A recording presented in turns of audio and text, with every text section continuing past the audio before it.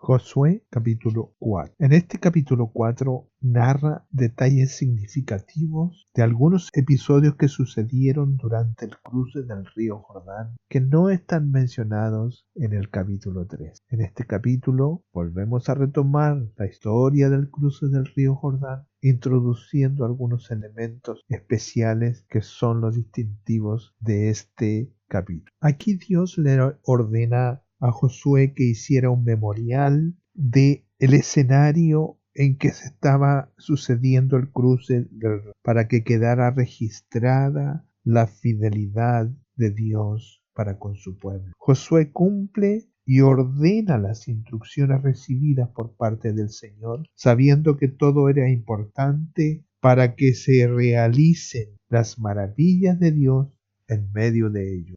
Dios engrandece a Josué ganándose el respeto del pueblo. Era Dios el que le daba el respeto a su pueblo. Josué entendía que si Dios ordenaba, él solo debía obedecer. Dios le ordena a Josué que pasara con el arca. El arca tenía una gran importancia para el pueblo, representando que la presencia de Dios estaba con ellos. Y la segunda importancia es que era Dios el que los estaba dirigiendo paso a paso. El pueblo de Israel, al ver la maravilla que acababan de experimentar, de ver cómo el río Jordán quedó en seco, ellos se alegraban y confiaban en el poder del Dios de Israel, su Dios. Al pasar por el Jordán, Josué ordena que se tomen 12 piedras y se levante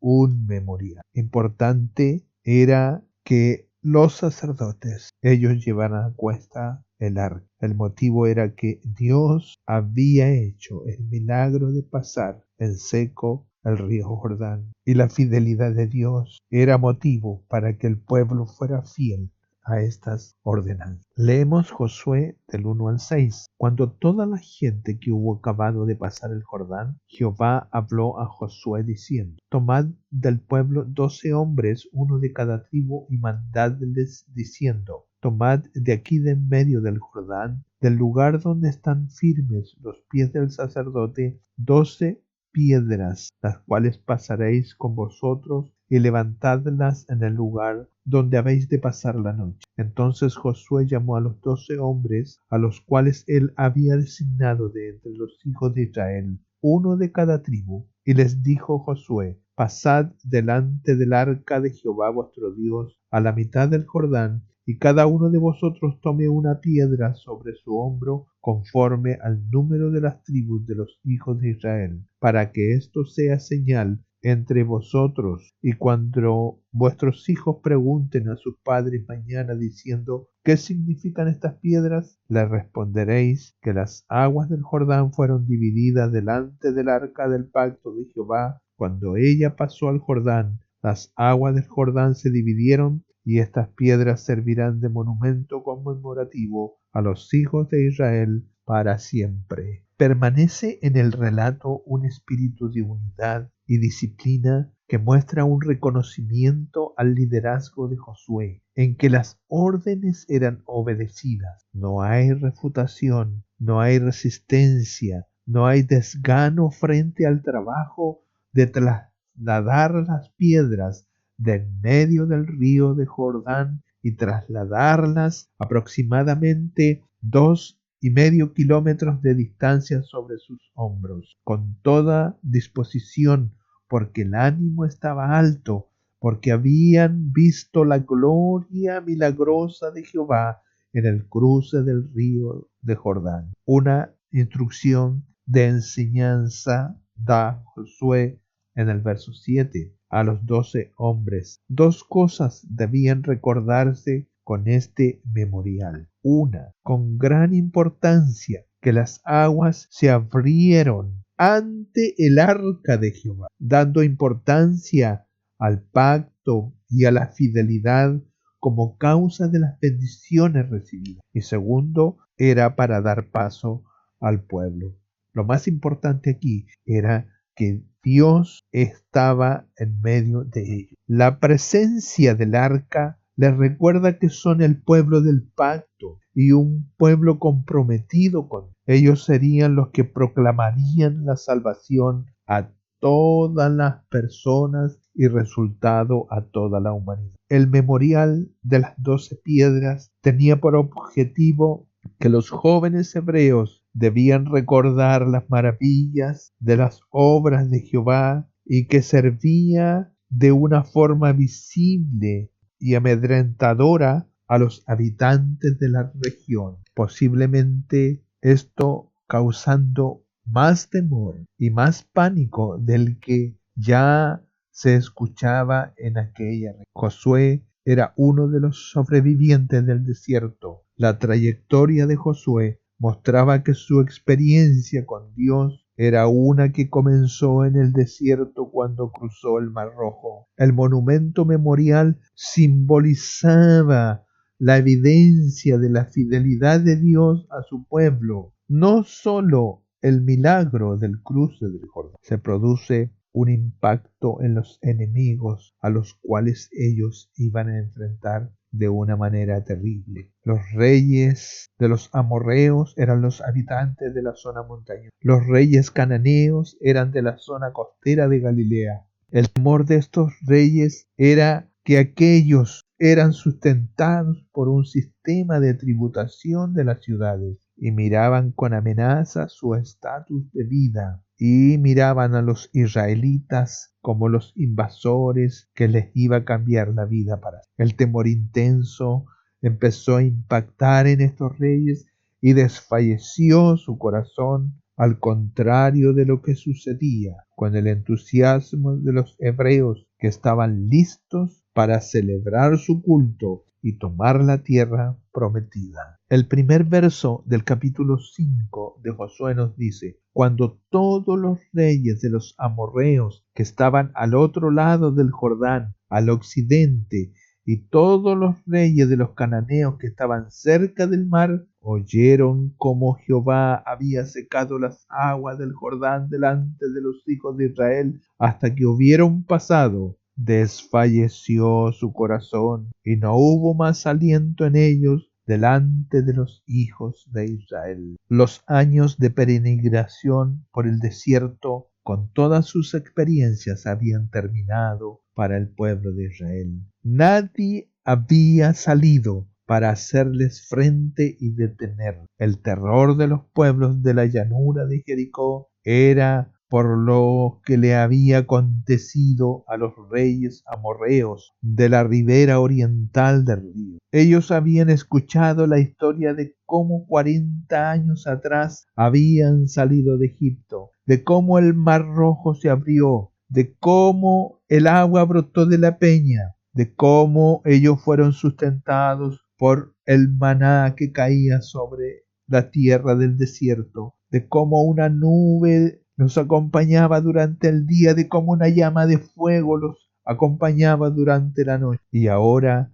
se añadía el milagro que dejó en seco el lecho del río Jordán para facilitarles el paso. Aquella multitud de miles de personas había atravesado el río y estaban acampados en la llanura de Jericó. Debemos recordar que las 2,5 tribus que se quedaron en el lado oriental del río enviaron 1/3 de sus ejércitos para acompañar, para ir a la batalla, para cumplir con lo que ellos habían hecho pacto con Moisés al concederles esa tierra. En el último censo, aproximadamente ellos son 160,000 los hombres varones, pero el relato bíblico de aquí de Josué nos dice que son 40,000 los hombres armados, listos para la guerra, pasaron hacia la llanura de Jericó delante de Jehová. Entonces encontramos de una manera especial cómo Dios está al frente de ellos y cruzaron el resto del pueblo. Se calcula que todo el pueblo eran como 2 millones. Si 200,000 se quedaron al otro lado, tienen que haber pasado más de 1 millón de personas cruzaron el río. Esto tiene que haber sido espectacular. Los pueblos de las ciudades que estaban al otro lado del Jordán se refugiaron en sus ciudades fortificadas, creyendo que allí estaban la única barrera que parecía muy difícil de superar. El río había sido traspasada sin ningún problema por el pueblo de Israel. La experiencia de pisar la tierra prometida para todos era un sentimiento indescriptible. Dios conoce la intimidad del corazón del hombre. Sabía que el pueblo fácilmente olvidaría los favores recibidos. Es por eso que se levanta estos dos memoriales. La generación que vivió el milagro del cruce del río moriría y otras nuevas generaciones nacerían en el tiempo. A la muerte de Josué nos relata el libro de Jueces en el verso 10 del capítulo 2 diciendo: y toda aquella generación también fue reunida a sus padres, y se levantó después de ellos otra generación que no conocía a Jehová ni la obra que había hecho por Israel. De ahí nace la importancia extrema de que Dios pueda establecer las medidas necesarias, aún levantando estos dos memoriales, y que la historia fuese contada a la generación futura. La decisión de Josué cuando ordenó la construcción de un memorial en el fondo del Jordán se debió a instrucciones divinamente recibidas. Versos 9. Josué también levantó 12 piedras en medio del Jordán, en el lugar donde estuvieron los pies de los sacerdotes que llevaban el arca del pacto, y han estado allí hasta hoy. Y los sacerdotes que llevaban el arca se pararon en medio del Jordán hasta que se hizo todo lo que Jehová había mandado a Josué que dijese al pueblo conforme a las cosas que Moisés había mandado a Josué. Y el pueblo se dio prisa y pasó. Y cuando todo el pueblo hubo de pasar, también pasó el arca de Jehová y los sacerdotes en presencia del pueblo. El 14. En aquel día Jehová engrandeció a Josué, a los hijos de todo Israel, y le temieron, como habían temido a Moisés todos los días de su vida. ¿Qué valor tenía un monumento que no podía verse? Cuando al transcurrir del tiempo, un israelita conocedor de la acción divina realizada en el cruce del Jordán se aproximara a la ribera donde estuvo el cruce de ese cauce del río, en ese lugar donde cruzó el pueblo, sabía que allí, bajo las aguas, en la profundidad del río, un monumento desconocido e ignorado para el resto de los pueblos, pero significativo para él, marcaba la profundidad de las aguas, el lugar donde Dios había establecido en la figura del arca para hacer posible el paso del pueblo a salvo. Sin verlo, podía entender que aquellas 12 piedras sumergidas hablaban de la profundidad de Dios para hacer camino a su pueblo por el cual nunca antes habían cruzado, y que era el paso a la promesa hecha realidad a causa de la fidelidad de Dios. Esto nos habla a nosotros que la obra de Dios tiene algo profundo, interno en el ser humano, que no es visto por los demás, sino que es una experiencia propia, única y personal de cada uno de nosotros. Dios respalda con toda autoridad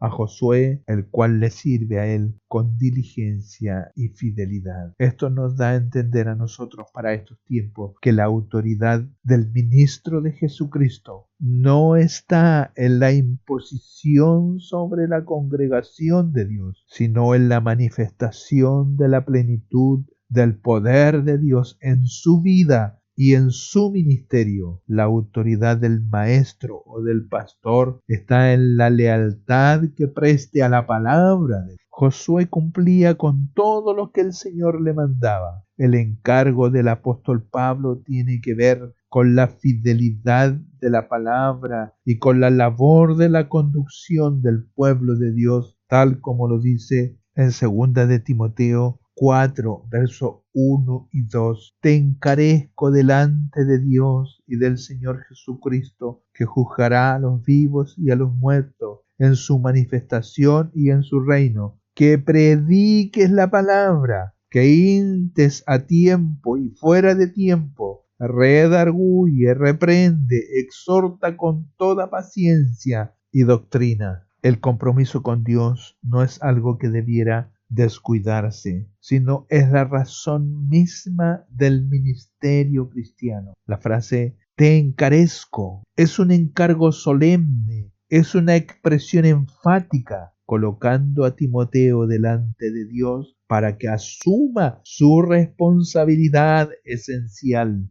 La enseñanza de la palabra de Dios es el más solemne de todos los requerimientos. La autoridad del predicador consiste en la transmisión del mensaje de Dios. Versos 15 al 19 nos habla en el Josué capítulo 4. Luego Jehová habló a Josué diciendo: manda a los sacerdotes que llevan el arca del testimonio que suban del Jordán. Y Josué predicó, Josué habló, Josué mandó a los sacerdotes diciendo: subid del Jordán. Y aconteció que cuando los sacerdotes que llevaban el arca del pacto de Jehová subieron de en medio del Jordán, y las plantas de los pies de los sacerdotes estuvieron en lugar seco, las aguas del Jordán se volvieron a su lugar, corriendo como antes sobre todos los bordes. Y el pueblo subió del Jordán el día 10 del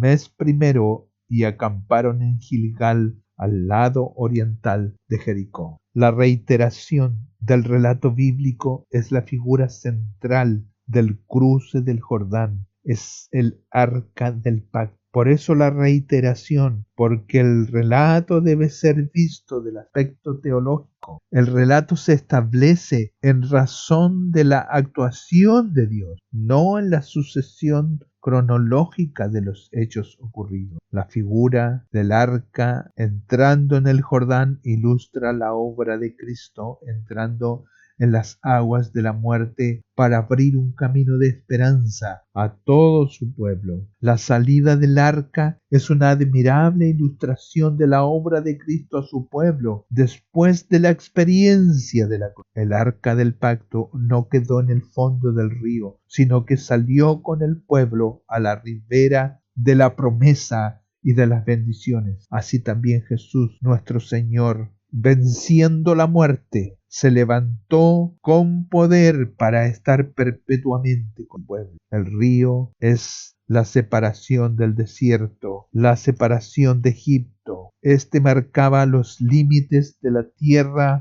de Canaán, de la tierra de la promesa. La separación del mundo y de sus cosas es el modo de experimentar las bendiciones de Dios. Hay una verdad grande y es la de estar firmes en el deber. Podemos imaginarnos cómo el pueblo había llegado a orilla del río y éste esperó la orden para cruzar. Los primeros, los sacerdotes con el arca. Al cruzar, el pueblo estaba expectante a la orilla occidental. Se quedaron mirando cómo los sacerdotes aún permanecían en el lecho del río. Ellos se quedaron allí y fue dada la orden. Ahora pasen, ahora crucen a la grandeza, es el momento. Oh, qué especial. Y allí estuvo los sacerdotes con el arca en sus hombros, soportando durante todo el día que pasara el pueblo. Y se quedaron esperando la orden de Dios para que fuesen relevados de su puesto. Y la palabra llega y ellos obedecen. Las piedras en Gilgal se han ido. El círculo se destruye. Ya no hay un memorial para mirar, para que dé aliento. El hombre pone hitos para medir la duración de su viaje. Dios también erige hitos para marcar cómo el hombre avanza en este viaje que estamos recorriendo. Memoriales. ¿Qué es nuestra vida sino un viaje? Siempre avanzando y progresando cada día más, cada año más. El viaje de la vida es una aventura que nos toca vivir y es único. Tu viaje es tuyo, el viaje mío es mío. El final solamente lo sabe el Eterno. Cada evento común es una marca, es un memorial en la vida, es un hito en la vida, para mostrar que pronto se acerca el final, de entrar a la tierra prometida. El pueblo hizo el mejor uso de la única oportunidad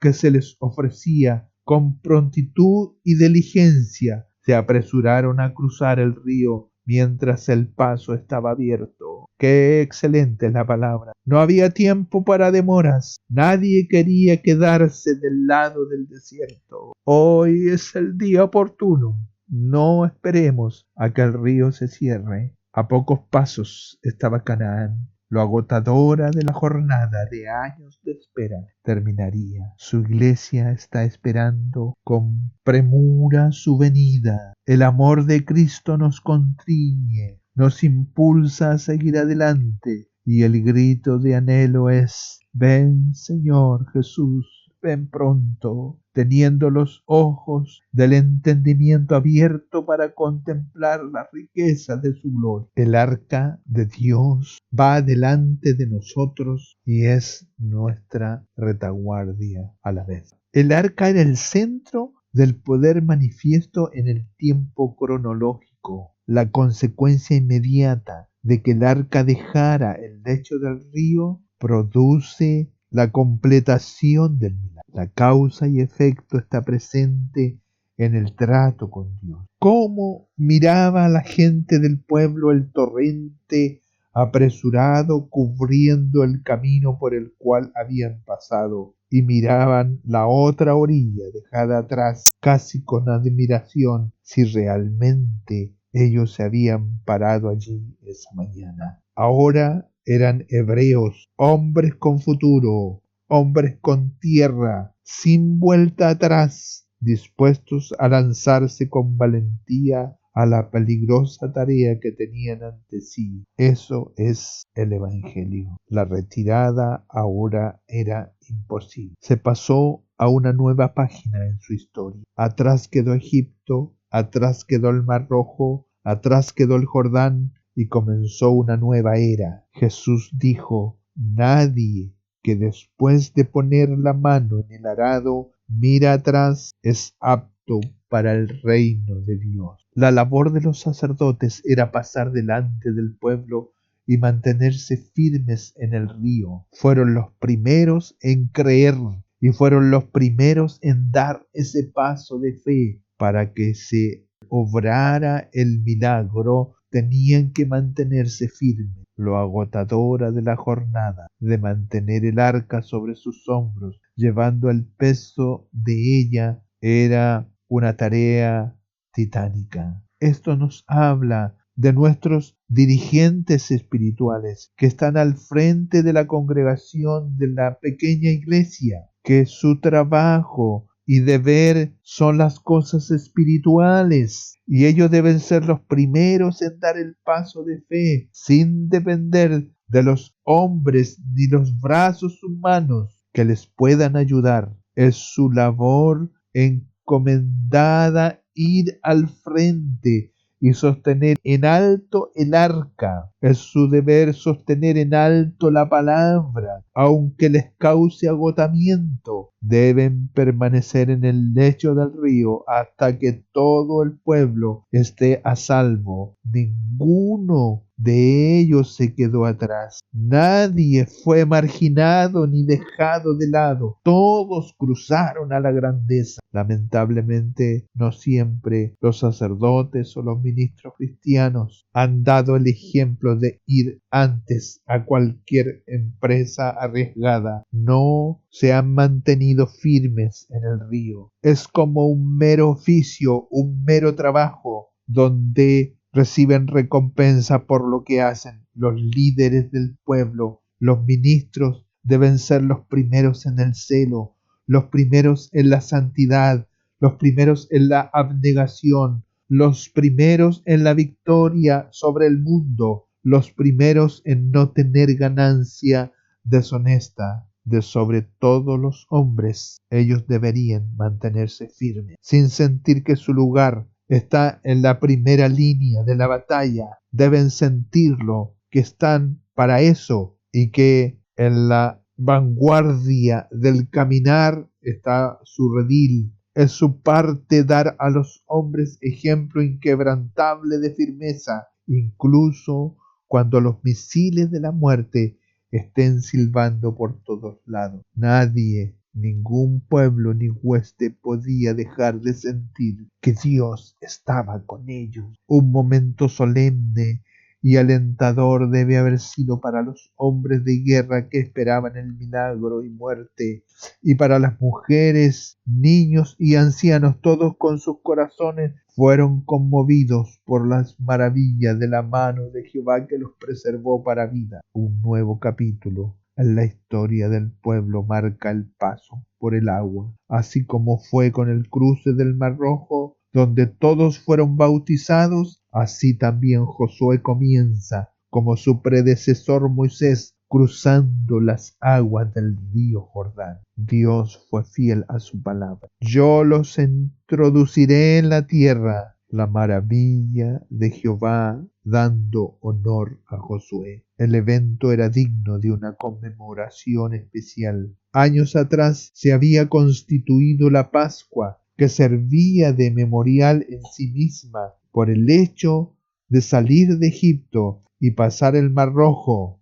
El hecho de haber sido librados del ángel de la muerte había quedado muy grabado en sus mentes, que se había enseñado a las gentes que las grandes misericordias de Dios debían conmemorarse. El memorial del Cordero Pascual es traspasado por generaciones. Verso 19 dice: y el pueblo subió del Jordán el día 10 del mes primero y acamparon en Gilgal al lado oriental de Jericó. Esto les da el tiempo justo necesario para comenzar los preparativos para separar aquellos animalitos que iban a ser sacrificados en el día de la Pascua, en la celebración en la cual ellos fueron liberados el día 14 para el 15. Esa tarde, entre tardes, era un día especial y Dios les dio la oportunidad no de estar en guerra, no de estar en pelea, no de estar pasando una situación problemática, sino que era un día apartado para conmemorar. Qué especial en la palabra del Señor. Los 12 hombres tomaron las piedras del lecho del río para levantar estos dos memoriales. Un memorial en el lugar donde estuvo el arca, indicando la presencia de Dios, y el otro en Gilgal, donde se levantó el primer campamento de las huestes de Jehová, simbolizando la fidelidad de Dios en su palabra. Ambos memoriales proclamaban la verdad de que se diría por años. El Salmo 46:1 nos dice: Dios es nuestro amparo y fortaleza. Dios es nuestro pronto auxilio en las tribulaciones. Para las generaciones futuras de ese entonces era el momento en que los padres pudiesen ser los portadores de ese milagro, y que ese día se estremecieron sus corazones por la misericordia de Dios. Ese día nunca fue olvidado y fue recordado por generaciones, tal como nos relata el Salmo 114. Cuando salió Israel de Egipto, la casa de Jacob, del pueblo extranjero, Judá vino a ser su santuario e Israel su señorío. El mar lo vio y huyó. El Jordán se volvió atrás. Los montes saltaron como carneros, los collados como corderitos. ¿Qué tuviste, oh mar, que huiste? ¿Y tú, Jordán, que te volviste atrás? Oh montes, ¿por qué saltasteis como carnero y vosotros collados como corderitos? A la presencia de Jehová tiembla la tierra, a la presencia del Dios de Jacob, el cual cambió la peña en estanque de agua y en fuente de aguas la roca. Ese es el mismo espíritu que se mostró cuando siguieron a Josué hasta el río. Demostraron que confiaban en Dios, renunciaron a lo visible para seguir lo invisible, para tomar y abrazar lo espiritual. Dios se complace en la confianza y fe del pueblo, haciendo que las aguas del Jordán se separaran. Aquí hay algo tremendamente importante. importante. Cuando los pies de los sacerdotes salieron del río, las aguas empezaron a correr caudalosa y raudante. Nuevamente se repite lo que está en el capítulo 3. El milagro, la obra de Dios ya está hecha. Mucho antes que nosotros actuemos, Dios ya está actuando. Dice el relato bíblico que las aguas fueron detenidas río arriba en la ciudad de Adán. Se hizo un montón de aguas. Cuando las aguas fueron dadas en ese lugar, transcurrieron varios minutos hasta que volviesen a cubrir el lugar donde estaban. Es decir, cuando los sacerdotes aún estaban allí, cuando el pueblo aún estaba pasando, ya el agua venía corriendo, corriendo, corriendo. El orden de Dios, el momento de Dios, especial de Dios, está todo definido, está todo en el engrane de su reloj matemático para los eventos de nuestra historia. Él coordina todas las cosas. Él es el dueño especial de los tesoros del tiempo y de los eventos de nuestras propias historias. Cuando el sacerdote salió, las aguas ya que rato que venían corriendo, solamente que en ese instante, en ese lugar, el agua se hizo visible para que fuese vista y presencia de todo el pueblo. No bastaba y no era suficiente levantar un memorial y tratarlo con respeto y veneración. Era necesario que la gran historia del gran milagro se contara repetitivamente día a día, no solo en las solemnidades del altar, sino también en el hogar doméstico, que el altar de la memoria, el libro de Dios, se levante en medio de los hogares. Así se transmitirá la sagrada tradición en toda su pureza, que la historia de la salvación sea contada por la boca del Padre y por la boca de la Madre. Así el Evangelio se convertirá en poder vital en el corazón de una raza naciente. El verso 24 nos dice: para que todos los pueblos de la tierra conozcan que la mano de Jehová es poderosa, para que temáis a Jehová vuestro Dios todos los días. Así es que no nos cansemos nosotros hoy de contar y de decir: hermano, dinos otra vez la historia del amor del Salvador, tan bendita y grata historia que nos hará cantar su gloria. Dinos otra vez la historia de su amor. Que el Dios eterno les bendiga y podamos sacar una lección provechosa de este capítulo 4 de Job. Amén.